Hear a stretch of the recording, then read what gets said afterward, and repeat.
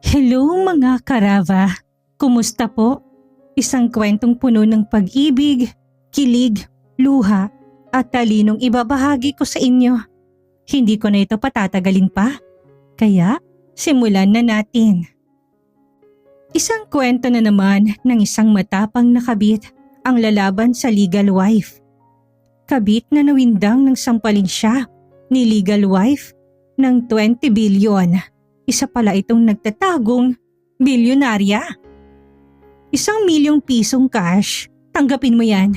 Pirmahan mo ang annulment papers at lumayas ka sa buhay ng asawa mo.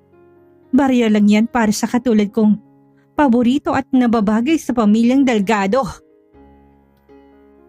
Sa mata ng lipunan at ng mismong pamilya ng kanyang asawa, si Daniel ay wala kundi isang simpleng may bahay.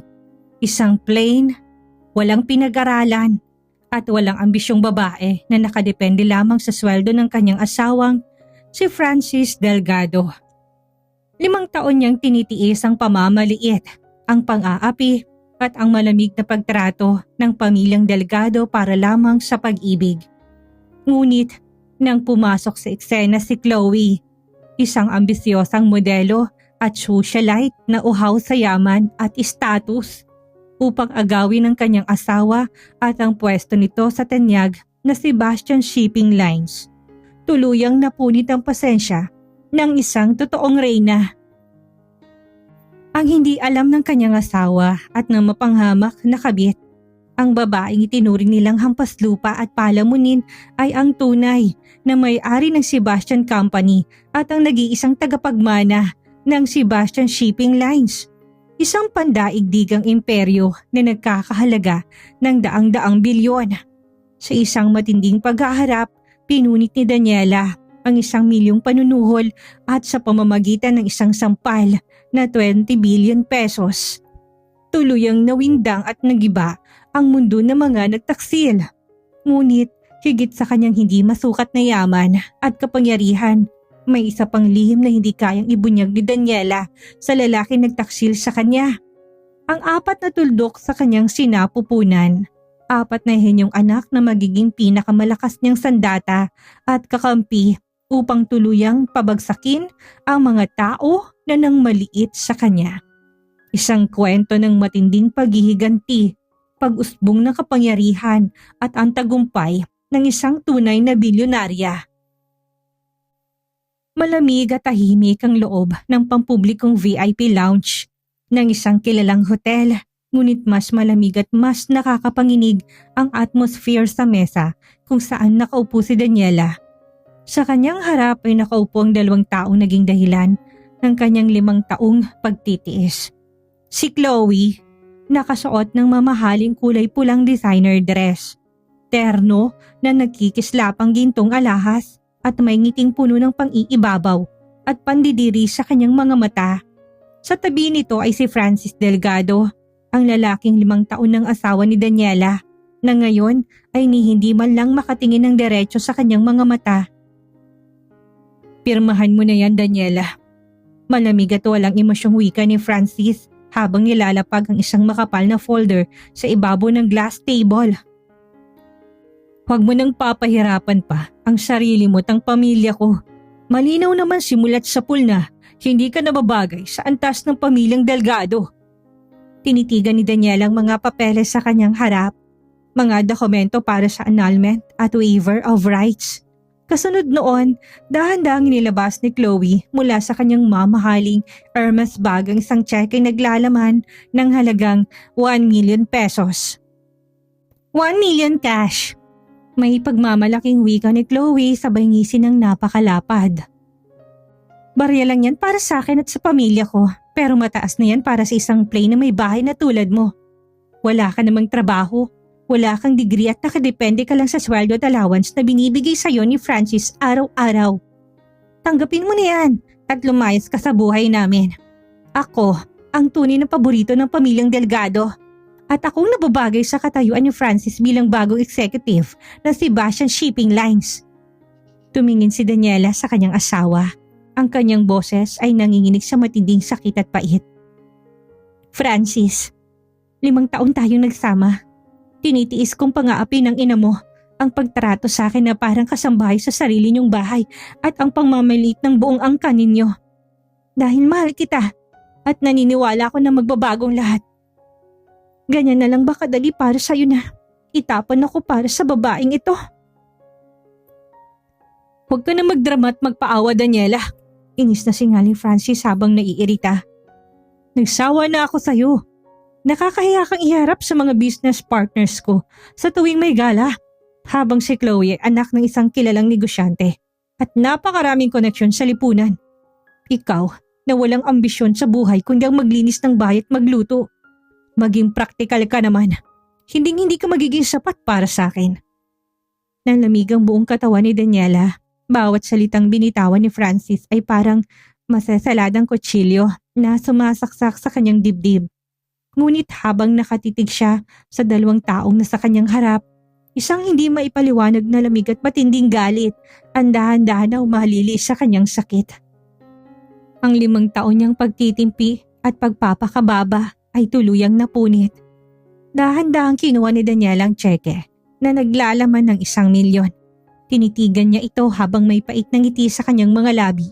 Pagkatapos, sa harap ni Francis at Chloe, ay mabilis at walang pag-aalilangan na pinunit ni Daniela ang tseke sa maraming maliliit na bahagi at buong lakas na itinapon ang mga papel sa mukha ni Chloe. Bastos ka! Walang hiya ka! Galit na sigaw ni Chloe habang tumatayo at pilit na pinapagpag ang mga pira-pirasong papel sa kanyang damit. 1 milyon? Mahinang taho ni Daniela na may halong matinding otoridad at galit. Tumingin siya ng diretso sa mga mata ni Francis na ikinatigil ng lalaki. Inakala niyo ba talaga na ang status niyo sa Sebastian Shipping Lines ang nagpapakain sa akin? Inakala mo ba talaga, Francis, na wala akong kakayahang buhayin ang sarili ko? Kinuha ni Daniela ang kanyang simpleng leather bag. Mula sa loob nito ay inilabas niya ang isang makinang na tsekeng kulay itim na may gintong selyo. Ang eksklusibong tseke ng Sebastian Central Bank na ibinibigay lamang sa pinakamataas na nagmamay-ari ng imperyo.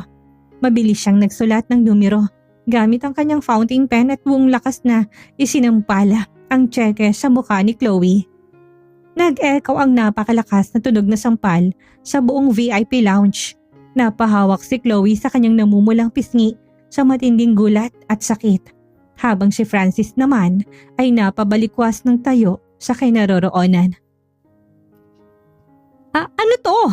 Sigaw ni Chloe habang nanginginig ang mga kamay na nakatingin sa tsekeng nahulog sa mesa. 20 bilyong piso. Malamig, matapang at motoridad na pahayag ni Daniela habang tumatayo ng diretsyo. Yan ang halaga ng barya sa bulsa ko. At para sa kaalaman ninyong dalawa, ako ang tunay na may-ari ng Sebastian Company at ang nag-iisang tagapagmana ng buong Sebastian Shipping Lines na pinagmamayabangan ninyo. Natahimik ang buong paligid ng VIP lounge para bang huminto ang ikot ng mundo ni Francis at Chloe nang marinig ang mga salitang binitawan ni Daniela. Ang malamig na otoridad sa boses ng babaeng dating itinuturing nilang walang laban ay nagdala ng hindi maipapaliwanag na kaba sa kanilang mga dibdib. Bilyonarya? Ikaw? Tumawa ng pilit at patuya si Francis, ngunit halatang nanginginig ang kanyang boses. Daniela, huwag ka nga mag-ilusyon dyan at para lang isalbang mukha mo. Isa ka lang palamunin sa bahay ko. Ang pamilyang Sebastian ay mga kilalang elite sa buong Asya. Mga taong hindi man lang natin maabot. Paano ka magiging tagapagmana ng kumpanyang pinagtatrabahuhan ko? Oo nga, baka naman nagnakaw ka lang ng peking tseke para magpanggap. Singhal ni Chloe habang hawak pa rin ang kanyang namumulang pisngi mula sa sampal. Francis, ipahuli mo na yan sa guards. Isang pangarap lang sinasabi ng walang kwentang babaeng yan. Hindi man lang kumarap si Daniela. Tinitigan niya lang ang dalawa nang may malamig na pangingibabaw. Kinuha niya ang kanyang telepono mula sa bag at nagdial ng isang mabilis na numero. Secretary Alexander, pumasok ka na. Maikling utos ni Daniela bago agad ibinaba ang linya. Pagkalipas lamang ng ilang segundo, bumukas ang napakabigat na pinto ng VIP lounge. Isang matangkad na lalaking nakasuot ng formal na Italian suit at may kasamang 8 matatangkad na bodyguards na nakaitim ang mabilis na naglakad patungo sa kanilang mesa. Si Secretary Alexander, ang pinakamataas na kanang kamay ng pamilyang Sebastian, ang taong kinatatakutan sa mundo ng negosyo dahil siya ang humahawak ng lahat ng desisyon ng chairman. Magandang umaga po, Lady Daniela. Formal, buong paggalang at mababang yumuko si Alexander sa harap ng simpleng babae. Nakahanda na pong inyong armored convoy at ang opisina sa headquarters. Naka-standby na rin po ang buong board of directors. Nanlaki ang mga mata ni Francis. Ilang taon siyang nagmakaaw at nagpadala ng mga aplikasyon para lamang makipagkita kay Secretary Alexander para sa kanyang promotion. Ngunit kailanman ay hindi siya pinansin nito. Ngayon, nakikita niyang nakayuko ito sa harap ng kanyang plain na asawa. Alexander, anong ibig sabihin nito? Nanginginig at namumutlang tanong ni Francis. Bakit kayo muyuko sa palamunin na yan? Tumingin si Alexander kay Francis nang may matinding galit at pandidiri. Mr. Francis Delgado, ang babaeng tinuturing mong kasambahay at minamaliit mo ay ang nag-iisang anak ng namayapang si Chairman Sebastian. Siya ang executive chairman ng buong Sebastian Group of Companies at ang nagmamayari ng lupang kinatatayuan ng bahay ng pamilya mo. Napatakip ng bibig si Chloe habang tuluyang naupo sa sahig dahil sa matinding gulat at takot. Tumingin si Daniela sa kanyang asawa. Nagsinungaling ako tungkol sa pagkatao ko. Dahil gusto kong makasigurado kung mahal mo ko ng dahil sa kung sino ako. Francis, pumasok ako sa buhay mo nang walang palamuti dahil naniwala ako sa pag-ibig. Ngunit napatunayan kong buong pamilya mo ay mga ulupong na nakatuntong lamang sa pera at kapangyarihan. Kinuha ni Daniel ang fountain pen at formal na pipirmahan ng annulment papers. Ito ng annulment papers na gusto mo. Wika ni Daniela habang binabagsak ang folder sa dibdib ni Francis. Mula sa araw na to, binabawi ko ng lahat. Mula sa posisyon mo sa kumpanya, sa kotse mo, sa bahay na tinitira ng pamilya mo, at sa pangalang Delgado. Patutunayan ko sa inyo kung paano guguhong mundong tinayo nyo sa pagtataksil. Habang naglalakad si Daniela palabas kasamang kanyang mga bodyguard, naiwang nakatulala at nanginginig si Francis habang hawak ang mga papel. Nang makapasok si Daniela sa kanyang luxury limousine, dahan-dahan niyang inilagay ang kanyang kamay sa kanyang tiyan. Ang kanyang mga mata ay napuno ng matinding determinasyon. May isang napakalaking lihim siyang hindi binunyag kina Francis. Isang lihim na kailanman ay hindi malalaman ng lalaking nagtaksil sa kanya. Noong nakaraang linggo, nagpunta si Daniela sa ospital at ang resulta ng ultrasound ay nagpakita ng 4 na tuldok sa kanyang sinapupunan, 4 na sanggol o quadruplets. Hindi niyo kailangan ng isang amang walang kwenta at nagtaksil, bulong ni Daniela sa kanyang sarili habang may luha ng galit at pag-asa sa kanyang mga mata. Aalagaan ko kayo gamit ang buo kong buhay at imperyo. Kayo lang ang kailangan ko. Kayo lang ang magiging buhay at ang lakas ko. 5 taon ang mabilis na lumipas. Sa nakalipas na mga taon, hindi na kailanman naghanap ng panibagong pag-ibig si Daniela. Ang kanyang buong buhay, oras at pagmamahal ay tuluyang ibinuhos sa 2 pinakamahalagang bagay. Ang pamamahala sa kanyang pandaigdigang imperyo na Sebastian Group of Companies at ang pagpapalaki sa kanyang 4 na anak. Sa loob ng napakalawak at modernong study room sa Sebastian Estate, 4 na maliliit na bata ang nakaupo sa harap ng iba't ibang high-tech na computer monitors. Sila ang quadruplets ni Daniela, sina Alexander, Brandon, Chloe Aria at Daniel. Sa edad na 5 taon, ang 4 na batay kinilala sa buong mundo bilang mga child prodigies. Si Alexander, ang panganay, isang henyo sa stock market at finance. Sa edad na 5, siya na nagpapatakbo ng ilang maliliit na investment funds ng kumpanya. Si Brandon, ang pangalawa, isang master strategist at coding expert na nakakapag-hack at nakakabuo ng mga komplikadong cybersecurity system. Si Chloe Aria, ang pangatlo, isang prodigy sa medisina at chemistry na nakatutok sa pananaliksik ng mga gamot. Si Daniel, ang bunso, isang henyo sa politika, batas at public relations na nakakabisadong mga legal documents sa isang tingin lang. Mommy! Masayang sigaw ng chikiting na si Chloe Aria nang pumasok si Daniela sa silid na may dalang mga prutas. Mga anak, bakit hindi pa kayo nagpapahinga? Magiliw at puno ng pagmamahal na tanong ni Daniela habang hinahalikan ng noo ng bawat isa. Mommy, ginagawa lang po namin ang pananaliksik para sa kaso ng pamilyang Delgado. Seryosong sagot ng panganay na si Alexander habang nakatitig sa monitor. Nalaman po namin na ang dating asawa niyo na si Francis at ang kabit niyang si Chloe ay nagtatangkang magtago ng mga peking ari-arian para hindi mabawi ng Sebastian Bank.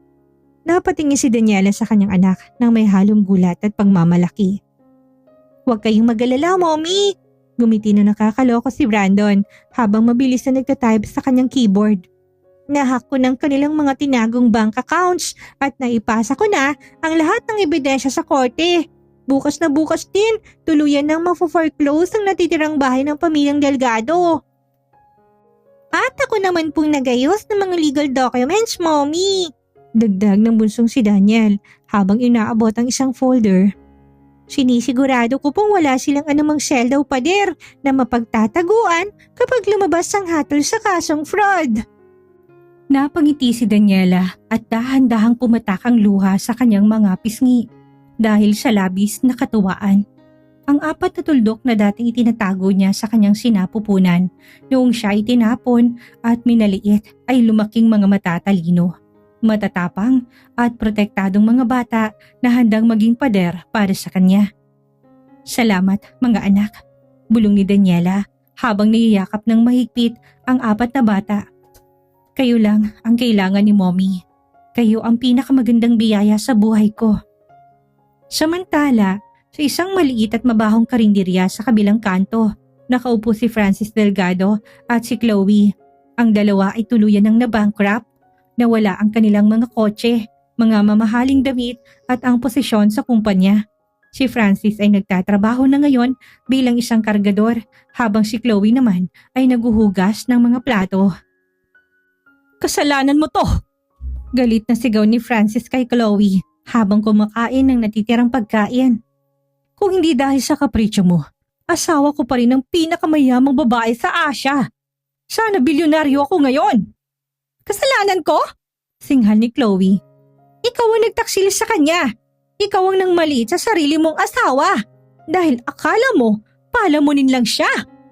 Habang nag-aaway ang dalawa, lumabas sa malaking TV ng karinderya ang isang balita. Sebastian Group of Companies, opisyal na pinamumunuan ng sole heiress na si Lady Daniela Sebastian, kasama ang kanyang 4 na henyong anak. Nakita ni na Francis at Chloe sa screen si Daniela. Napakaganda, eleganteng-elegante at nagniningning sa gitna ng mga press camera habang hawak ang kamay ng 4 na matatalinong anak. Nabitawan ni Francis ang kanyang baso at tuluyang napalahod sa sahig habang umiiyak sa matinding pagsisisi. Mabilis na kumalat sa buong mundo ng negosyo ang balita tungkol sa opisyal na pag-upo ni Daniela bilang executive chairman ng Sebastian Group of Companies. Sa kabila ng matagumpay na pamamahala, may ilang matatandang miyembro ng Board of Directors na dating kaalyado ni Francis Delgado ang nagtangkang mag-alsa upang bawasan ang kapangyarihan ni Daniela. Isang solong babae na walang asawang mamamahala sa pinakamalaking imperyo sa Asia? Reklamo ng isang matandang direktor sa loob ng Grand Boardroom. Kailangan natin ng isang lalaking pinuno na may karanasan. Bumukas ang malaking pinto ng boardroom. Pumasok si Daniela na nakasuot ng isang napakagandang kulay itim na formal na suit. Ngunit sa pagkakataong ito, hindi siya nag-iisa.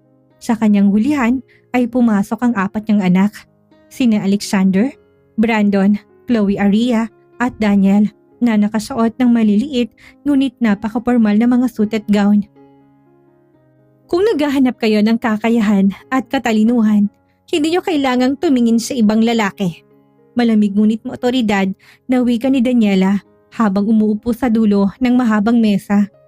Lumapit ang panganay na si Alexander at nilapag ang isang makapal na folder sa ibabaw ng mesa sa harap na nagrereklamong direktor.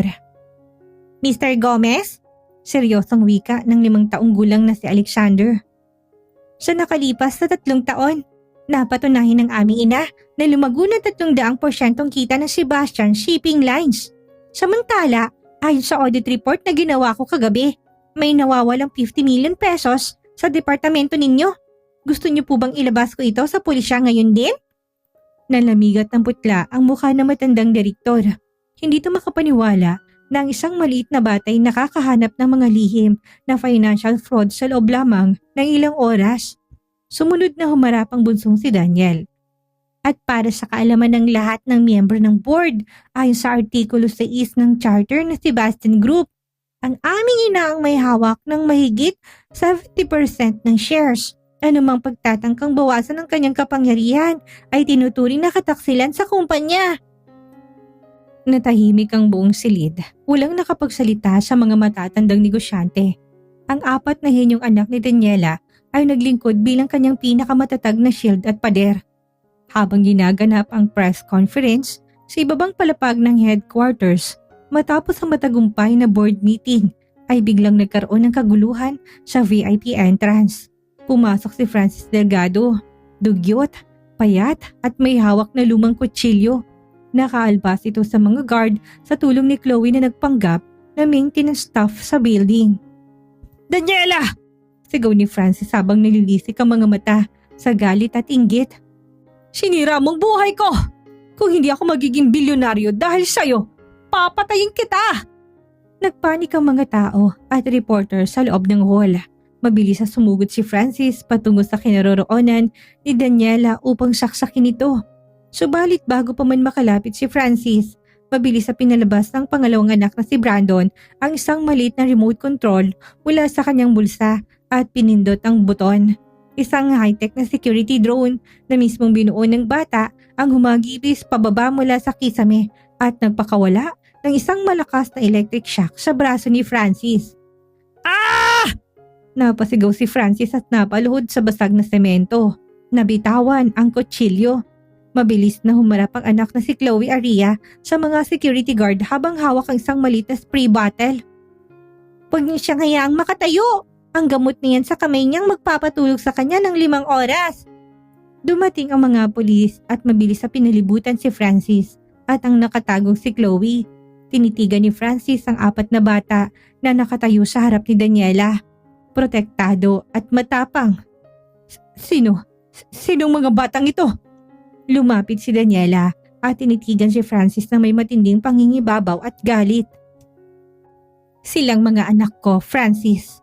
Malamig at matapang na pahayag ni Daniela. Sila ang 4 na tuldok sa sinapupunan ko na itinuring mong walang halaga nung ipinagpalit mo ko sa 1 milyong piso. Silang mga henyong magpapanatili ng imperyo ko habang nabubulok ka sa kulungan. Nalaki ang mga mata ni Francis sa matinding pagkabigla at pagsisisi bago siya tuluyang pinalabas at kinaladkad ng mga pulis.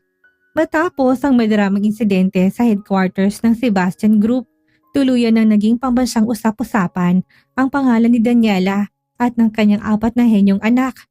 Ang pagtatangkang pananakit ni Francis Delgado at ng kabit nitong si Chloe ay nagdala sa kanila sa pinakamadilim na kabanata ng kanilang buhay.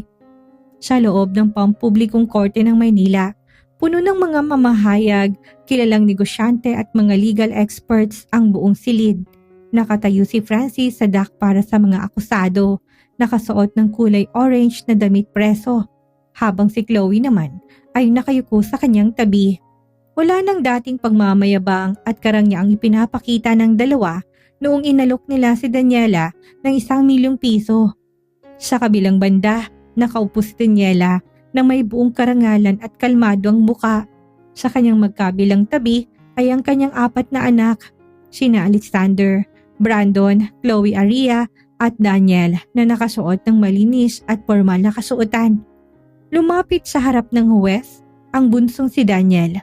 Bitbit ang isang makapal na folder na naglalaman ng mga ebidensya.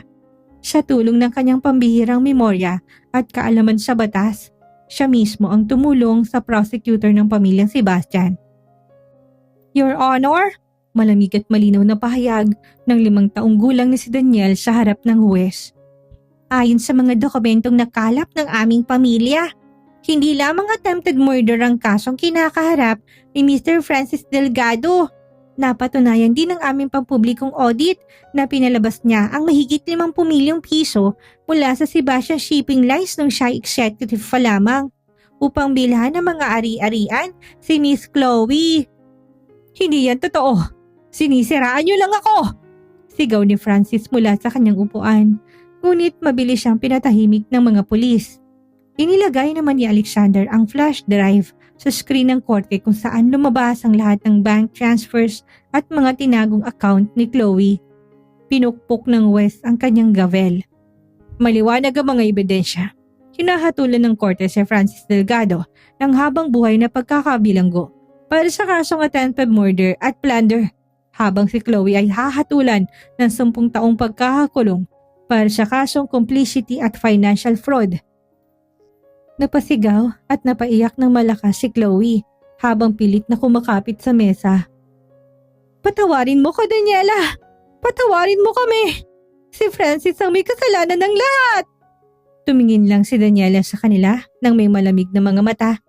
Wala ni katiting na galit o sakit sa kanyang puso. Tanging kapayapaan na lamang dahil tuluyan ng nakuha ang hustisya para sa kanya at sa kanyang mga anak. Nang ilabas ng korte si Francis, tumingin ito kay Daniela at sa 4 na bata habang dumadaloy ang matinding luha sa kanyang mga pisngi. Daniela, ang mga anak natin. Mahinang pagmamakaawa ni Francis sa gitna ng pagtangis. Ako ang ama nila. Pakiusap, hayaan mo silang makilala ako. Lumapit si Daniela sa kanya at dahan-dahang nagsalita sa mababang boses na sapat lang para marinig ng lalaki. Nawalan ka ng karapatang maging ama noong pinunit mo ang ating kasal para sa 1 milyong piso.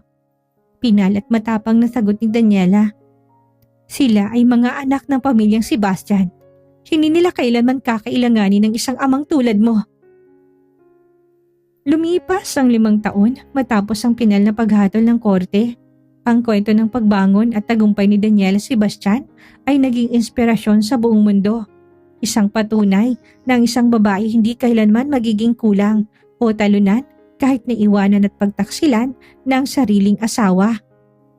Sa kasalukuyan, ang Sebastian Group of Companies ay mas lalo pang lumawak at naging pinakamalaking pandaigdigang konglomerado sa Asia at Europa. Ngunit higit sa kanyang hindi masukat na yaman, ang pinakadakila ni Daniela ay ang kanyang 4 na anak na ngayon ay 10 taong gulang na. Sa tuktok ng pinakamataas na gusali sa Bonifacio Global City sa loob ng mismong penthouse ni Daniela, isang pambihirang pagpupulong ang ginaganap. Nakatayo ang 4 na henyong anak sa harap ng isang malaking digital map at holographic display.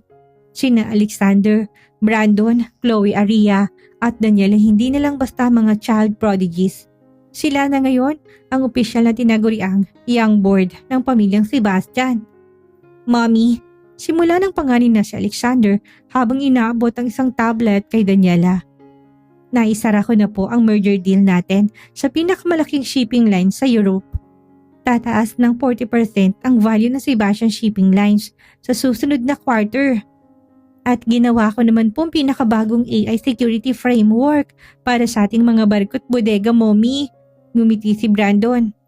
Wala nang sino mang sindikato o kalaban sa negosyo ang makakasabotahe sa mga operational routes natin. Lumapit ang tanging anak na babae na si Chloe Aria habang may hawak na maliit na lalagyan ng pampalakas ng katawan at freshly squeezed juice. Mommy, inihanda ko pong specialty vitamin blending nyo para sa araw na to. Ayaw ko pong napapagod kayo sa napakaraming meetings. Inayos naman ng bunsong si Daniel ang kanyang maliit na blazer at nilapag ang legal portfolio sa mesa. Mommy, formal ko na pong nailipat sa pangalan ninyo at ng aming trust fund ang lahat ng mga foreclose na ari-arian ng pamilyang Delgado. Tuluyan na pong malinis ang pangalan ng ating pamilya. Napatingin si Daniela sa kanyang 4 na anak. Ang kanyang puso ay napuno ng hindi maipaliwanag na ligaya at pagmamalaki.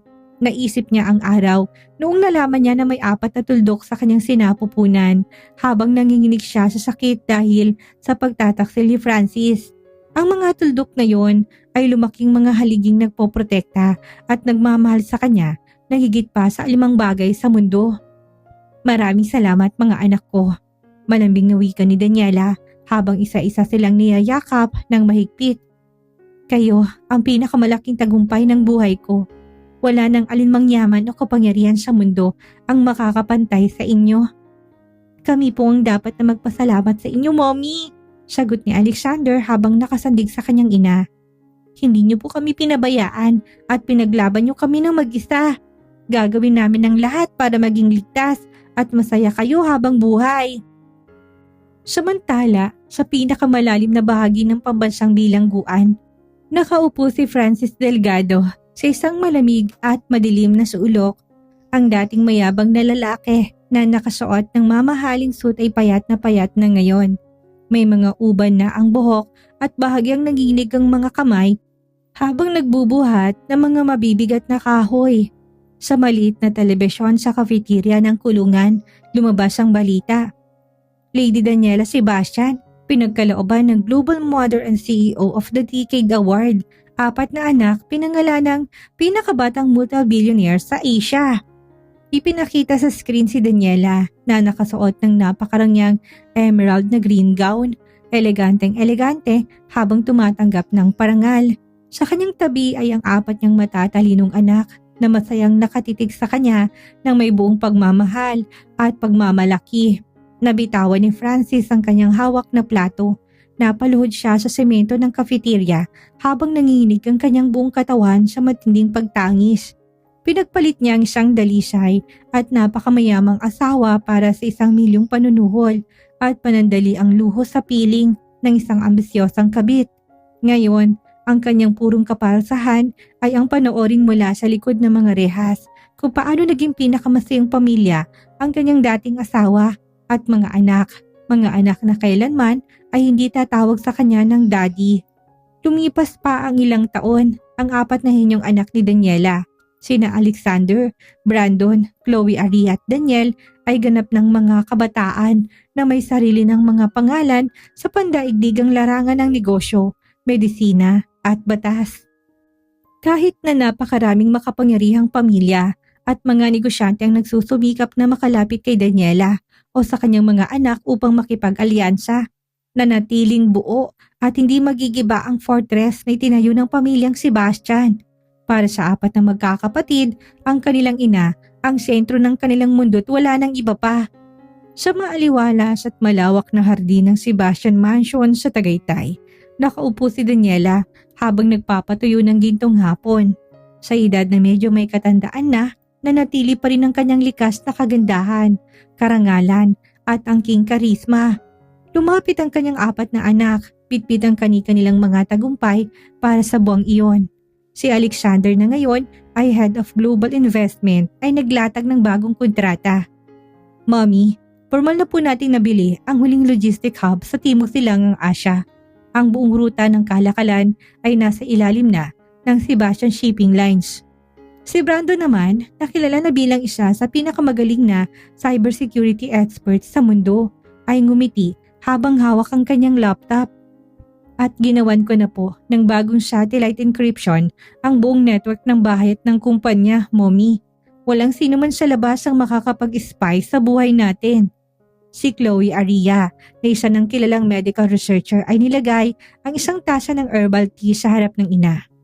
Mommy, inihanda ko pong bagong formulation para sa inyong kalusugan. Sinisigurado ko pong lalampas kayo ng 100 years na malakas at walang anumang karamdaman. At si Daniel, na isa ng pambihirang corporate lawyer sa kabila ng kanyang kabataan, ay inaayos ang kanyang suit. Mommy, formal na rin pong tinapon ng korte ang huling apela ng pamilyang Delgado. Wala na silang anumang legal na karapatan o boses na makakalapit sa pangalan ng ating pamilya magpakailanman. Napatingin si Daniela sa kanyang 4 na anak na puno ng labis na pasasalamat ang kanyang puso. Noong mga panahong pinilayas at minaliit siya ng 1,000,000 piso, inakala niyang katapusan na ng kanyang mundo. Ngunit ang 4 sa kanyang sinapupunan ang naging buhay, liwanag at pinakamalakas na kapangyarihan na ibinigay sa kanya ng tadhana. Samantalang sa isang lumang pasilidad ng pampublikong ospital sa lalawigan, nakahiga si Francis Delgado. Malala ng kanyang karamdaman dahil sa matagal na pagdurusa sa loob ng bilangguan. Ang kabit niyang si Chloe matapos makalabas sa kulungan, matapos magsilbi ng 10 taon ay nagtatrabaho na lang bilang isang janitress sa mismong ospital upang mabuhay. Wala silang pera, walang kaibigan at walang pamilyang dumadalaw sa kanila. Habang nakatitig si Francis sa lumang kisame ng ospital, nakita niya sa balita sa TV ang pamilyang Sebastian. Pinapakita doon ang mga larawan ni Alexander, Brandon, Chloe Aria at Daniel na pinararangalan bilang pinakamatagumpay na kabataan sa buong Asya. Habang nakatayo si Daniela sa gitna nila na parang isang tunay na reyna. Tumingin si Francis kay Chloe na kasalukuyan nagpupunas ng sahig sa kanyang tabi. Tingnan mo. May hinang ubot-bulong ni Francis habang dumadaloy ang luha sa kanyang namumulang mga mata. Tingnan mo ang pamilyang tinapon ko. Ang mga anak na yan, sila sana mag-aalaga at magtatanggol sa akin ngayon. Manahimik ka na, Francis! Galit at umiiyak na singal ni Chloe. Huwag mo nang ipapaalala sa akin. Pareho tayo naging bulag sa pera. Pinagpalit natin ng isang tunay na bilyonarya para sa 1,000,000 barya. Naiwang nakatitig si Francis sa screen habang unti-unting pumipikit ang kanyang mga mata sa matinding pagsisisi at inggit. Isang kaparusahang hahabol sa kanya hanggang sa kanyang huling hininga. Maliwanag at maaliwalas ang sikat ng araw sa malawak na dalampasigan ng pribadong isla ng pamilyang Sebastian sa Palawan. Ang simoy ng hangin ay may dalang amoy ng dagat at ng mga sariwang bulaklak na pinalamuti sa buong tabing dagat. Ngayong araw, ang ika-50th kaarawan ni Daniela Sebastian. Walang mga pampulitikang panauhin o mga oportunistang negosyante ang inimbita sa islang yon. Ang tanging naroon ay ang mga pinagkakatiwalaang tauhan, ang 4 na pinakamahalagang tao sa buhay ni Daniela. Ang kanyang quadruplets na sina Alexander, Brandon, Chloe Aria at Daniel. Nakatayo si Daniela sa tabing dagat, nakasuot ng isang simpleng puting silk dress na umaagapay sa hangin. Nagninining ang kanyang mukha sa kabila ng edad.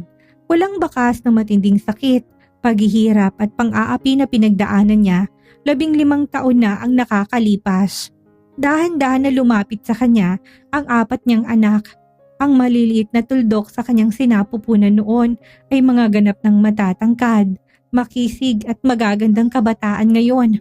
Inilagay ni Alexander ang isang napakagandang tiara na gawa sa mga pambihirang asul na diamante sa ulo ng kanyang ina.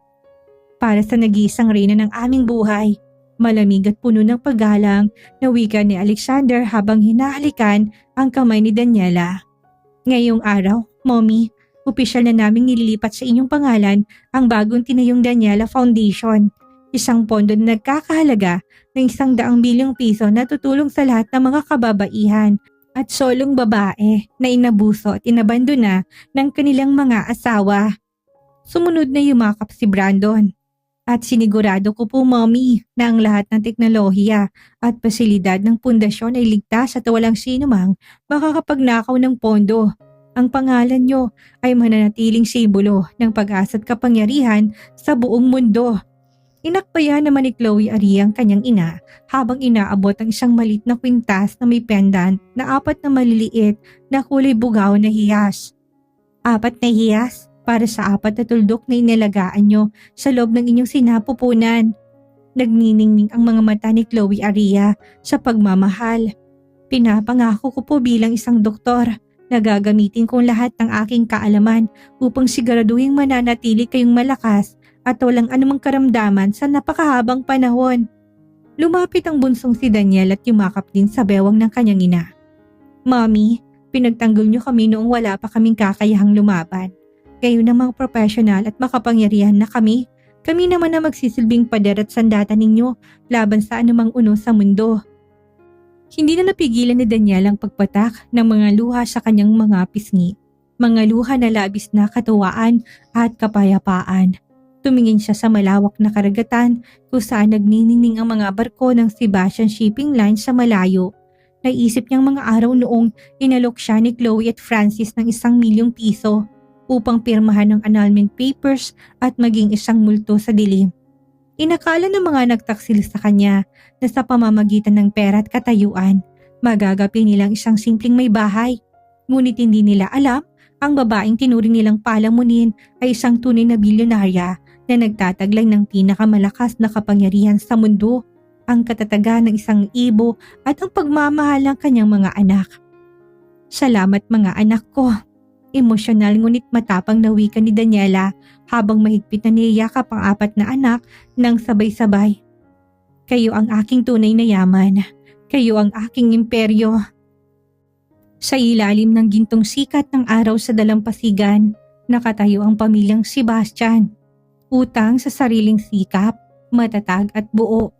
Ang pag-ibig na nagsimula sa sakit at pagtataksil ay nagtapos sa pinakamaliwanag, pinakamatamis at pinakagulong tagumpay na hindi kailanman magigiba ng sinuman. Tahimik at maaliwalas ang hapon sa pribadong silid ng isang tahimik na hospice facility. Sa kabila ng lahat na nangyari noong nakaraan, hindi pinabayaan ni Daniela na mamatay sa isang mabahong pasilidad si Francis. Nang malaman niyang kokonti na lamang ang natitirang araw ng dating asawa dahil sa malang karamdaman, nilipat niya ito sa isang maayos na lugar upang magkaroon man lang ng marangal na huling mga sandali. Kontento at buo na ang buhay ni Daniela kasamang kanyang 4 na henyong anak. Wala na ang galit, pait o pagnanais na magiganti sa kanyang puso. Para sa kanya, ang tunay na tagumpay ay hindi lamang pag-aari ng mga bilyon at imperyo, kung hindi ang pagkakaroon ng kapayapaan sa kaluluwa. At bilang isang ina, alam ni Daniela na kahit kilala na ang kanyang mga anak, kung sino si Francis at kung ano ang nagawa nito sa nakaraan, nararapat pa rin silang magkaroon ng formal na pagtatagpo at pag-uusap bago maging huli ang lahat. Bumukas ang pinto ng silid. Dahan-dahan na pumasok si Daniela kasamang 10 taong gulang na quadruplets.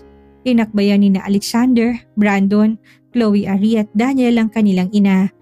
Sa ibabaw ng kama, nakahiga si Francis. Payat, mahina at pilit na dinidilat, ang mga matang halos wala ng lakas. Nang makita niya si Daniela at ang 4 na batang nakatayo sa kanyang paanan, pumatak ang 2 linyang luha sa kanyang mga pisngi. Daniela, mahina at nanginginig na bulong ni Francis. Nandito kayo. Lumapit si Daniela at tumayo sa tabi ng kama. Malambot ang tingin nito sa dating asawa. Wala nang bahid ng galit, tanging awa at pagtanggap na lamang. Francis, dahan-dahang wika ni Daniela. Nandito mga bata, gusto ko nilang makilala at makasama ngayon. Nalaki ang mga mata ni Francis at lalong bumuhos ang kanyang mga luha. Tumingin siya sa 4 na bata na ngayon ay nakatitig sa kanya.